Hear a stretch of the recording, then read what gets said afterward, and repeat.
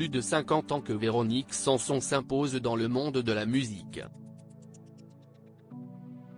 La chanteuse se confie sans filtre sur ses addictions aux drogues et à l'alcool qu'elle a connues quelques années plus tôt.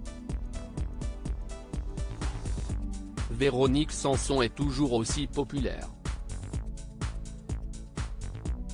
Révélée dans les années 70 avec ses tubes Amoureuse, Chanson sur ma drôle de vie ou encore Une nuit sur son épaule, l'artiste n'a pas perdu de son succès. La chanteuse parcourt les villes de France depuis le début de l'année et les salles sont combles. Le 23 et 24 mars prochain, CIST au Dôme de Paris qu'elle fera un arrêt pour les fans parisiens.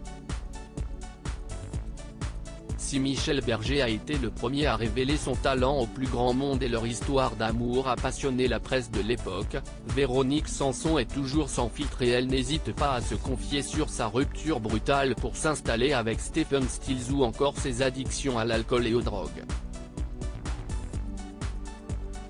Véronique Sanson, habituée aux drogues dans sa jeunesse, son histoire d'amour avec Stephen Stills a été tumultueuse entre les disputes, les coups ou encore la prise de substances. Son ex-compagnon en consommait énormément, ce qui a poussé Véronique Sanson à les tester également. On a beaucoup exagéré à ce sujet, car la coke me fait mal au nez, a expliqué à nos confrères de Libération celle qui affirmait quelques années plus tôt bien aimer la cocaïne. L'héroïne ? Je l'ai fait une fois, expliquait-elle face à Thierry Ardisson. Mais sa plus grande addiction était l'alcool, même si ma dépendance n'a pris un tour critique que plus tard, vers la fin des années 90. Si est réglé pour aujourd'hui, j'adorais ça, avait confié Véronique Sanson sur le plateau de Salut les Terriens, mais qui affirmait que si est réglé pour aujourd'hui. Pour aller mieux, l'artiste est allé aux Alcooliques Anonymes et ses réunions l'ont aidé à surmonter sa dépendance. Son franc-parler l'aide à rester populaire auprès des fans.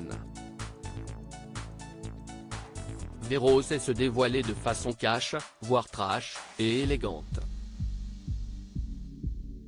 Ce qui découle peut-être d'une éducation sévère, rigoureuse, mais dans une famille érudite où l'on se disait tout avec la plus grande transparence, a expliqué le directeur musical des antennes de Radio France.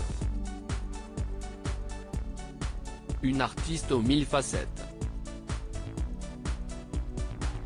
À lire aussi Je suis partie très lâchement, Véronique Sanson revient sur sa rupture brutale avec Michel Berger.